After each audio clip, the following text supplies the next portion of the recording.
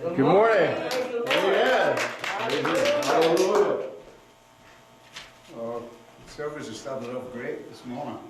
Amen. I think everything's kind of tying in together between our pastor's prayer and my wife's word of encouragement. Amen. And you got some goosebumps because it's kind of tying in with what I'm saying today. Praise the Lord. My wife stated there this morning that a word came to her this morning, and she struggled between yesterday and today to get her message out to you today. But she's not a quitter. It was a blessing. She's not a quitter. Amen. And I had something else I was going to write about, and it's in the garbage again. Because this is not what I thought. This started yesterday, and it's not what I thought was going to happen. Amen. And for some reason, I was drawn to Psalm 37. And the Psalm is about the security of those who trust in the Lord. Yes. And it's also about the insecurity of those who don't trust in the Lord. Mm. These are really good words for us to meditate on today, especially because of how the world is today, what's going on. All of us are affected in some way by what's happening around us. But God tells us in the last verse of Psalm 37, He helps us and He delivers us. He delivers us from the wickedness and saves us because we take our refuge in Him. In Him. Yes, amen. We take a refuge in Him when we trust Him. Yes. We take a refuge in Him when we delight in Him. Yes. We take a refuge in Him when we commit our ways to Him. Yes. We take a refuge in Him when we rest in Him and Yes. wait patiently For for Him. Him. Yes, amen. Proverbs 3, 5 and 6 tells us to trust in the Lord with all of our hearts. All our hearts. And not lean on our own understanding. Yes. In all of our ways we acknowledge Him, and He will make our path straight. Praise He will. Jesus. So this would lead to the first room in our house of refuge.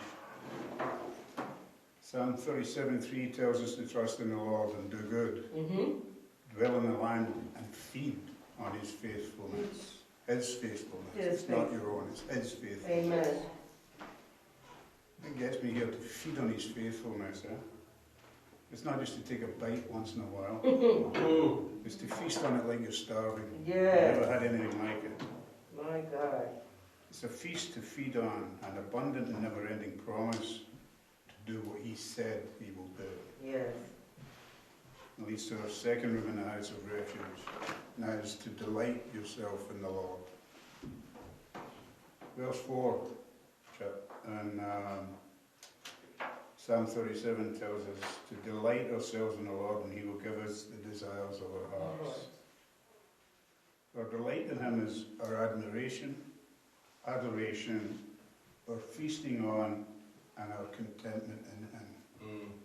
These are all words we can use to describe delighting ourselves in the Lord.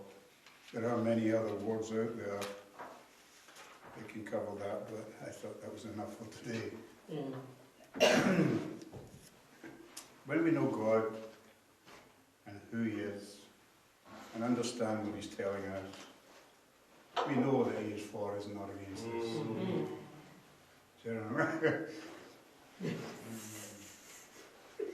Jeremiah 29:11. This is the Amplified Bible. For I know the thoughts and plans that I have for you, says the Lord. Thoughts and plans of welfare and peace, and not of evil, to give you a hope in your final outcome. Yes, amen. When we follow His plans and remember that we are in His plans, He will give us the desires of our hearts. Yes. The sad thing is today that some believers take verse 4 the wrong way. They have the wrong understanding of give you the desires of your heart. They think that being given their desires is the outcome of what they think is obedience to God. But when the hard times come, they're left confused and often blame others and even God for what's happening. So let's look at the phrase, give you the desires of your heart. God is telling us that He will give us the desires. He will put the desires that we should have in our hearts. Mm-hmm. Not our own selfish flesh desires, but the desires we should have. Right. His desires will become our own desires. Yes. Hebrews 8:10 tells us that God will put His laws in our minds, and He will write them on our hearts, and He will be our God, Yes. and we will be His people. Yes, amen. This is not to say that God does not give us what we want, what we need, sorry. We don't get what we want, we get what we need.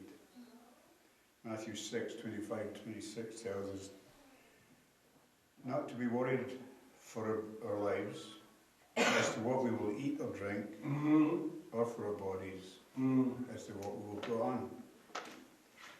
Is not life more than food, Yes. and the body more than clothing? Yes.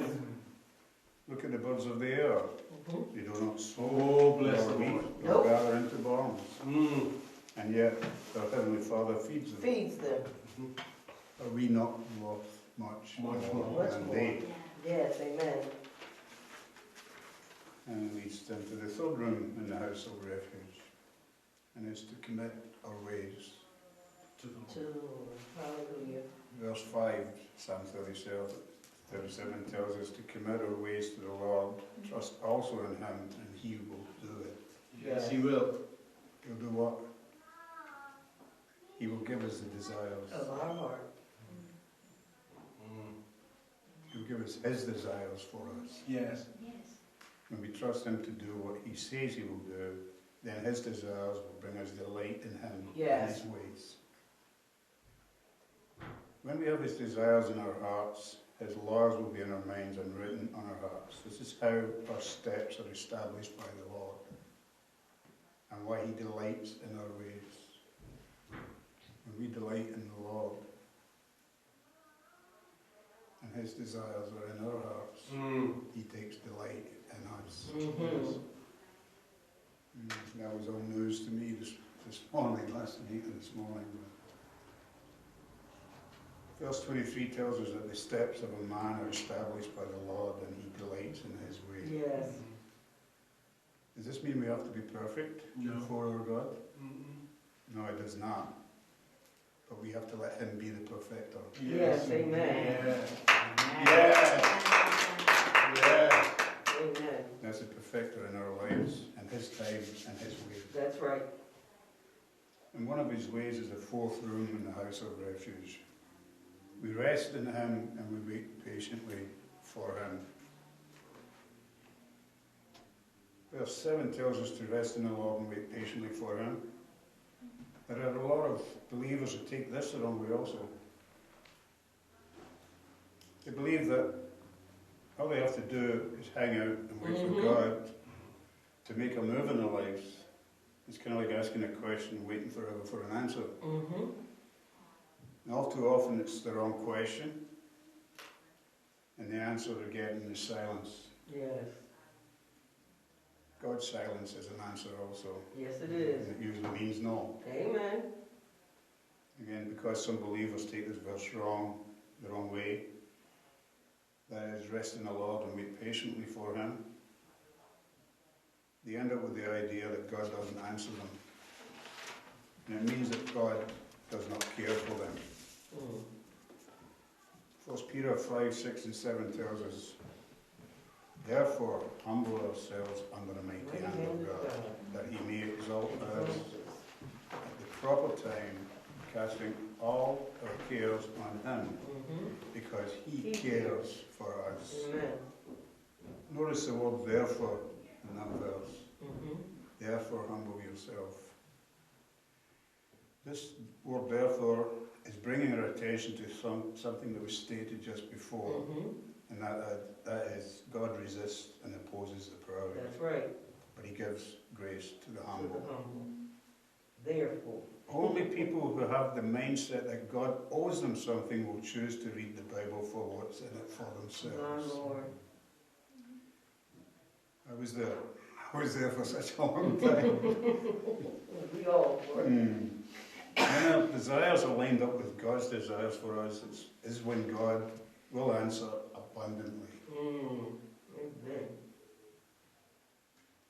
And we will have the help also, for He will give us the desires in our hearts.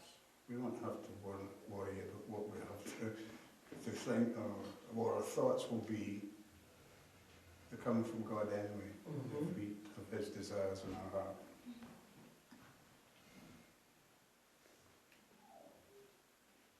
Waiting patiently for Him. How do we wait patiently for God? Let me use an illustration. The word wait can mean serve. So if we can imagine there's a banquet, a large dinner party, and it's usually people serving in this banquet, right? They have great patience with the guests. They have to. But notice this, the head of the table always gets served first. And then the rest of the guests. So when we wait on the Lord, we serve Him first. And we go to Him first with what we have to offer. And then we wait patiently for Him to finish what He has already started. Yes, amen. So let me finish with this today with Hebrews 4:16. And let us then fearlessly and confidently and boldly draw near to the throne of grace, the throne of God's unmerited favour to us sinners, that we may receive mercy for our failures and find grace to help in good time for every need, appropriate help and well-timed help, coming just when we need it. Yes. So, as has been said a couple of times this morning, no matter what our eyes see or what our ears hear concerning this world we live in today, we give all of attention to God, knowing that He is for us, not against us. God already knows where you are in every aspect of your life, so remember that any trials, tribulations or testing you may be going through are for your own good, for His glory. God knows, and we have the joy in knowing He is our refuge. Amen. Let's give the Lord a hand praise today. Great blessing. Wonderful.